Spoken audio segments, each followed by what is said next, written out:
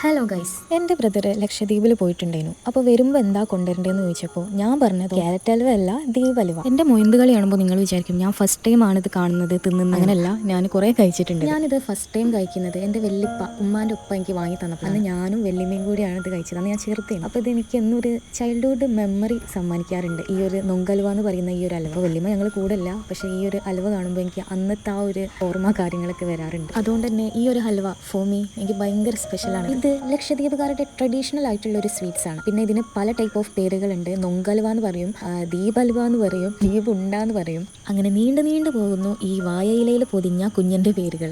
നമ്മളെ നാട്ടിലെ കൊഴുക്കട്ട, പിന്നെ ഇലയട, ആ ഒരു ഫില്ലിംഗ് ഉണ്ടല്ലോ അതിൻ്റെ ഉള്ളിൽ, ആ ഒരു ടേസ്റ്റാണ് ഈ നൊങ്കലുവക്ക് വരുന്നത്. ഇത് ലക്ഷദ്വീപിൽ മാത്രമല്ല നമ്മളെ നാട്ടിലും അവൈലബിൾ ആണ്. ബേക്കറിയിലൊക്കെ പോയാൽ ഇത് കിട്ടും കേട്ടോ. ദ്വീപ് പെട്ടിയിലെ കുറച്ച് ഐറ്റംസ് കൂടെ ഉണ്ട്. അപ്പോൾ നമുക്ക് നെക്സ്റ്റ് വീഡിയോയിലായിട്ട് കാണാം കേട്ടോ. ഞാനിത് കഴിച്ച് തീർക്കട്ടെ. എല്ലാം ഞാൻ തന്നെ വേണ്ടേ തിന്ന് തീർക്കാനായിട്ട്.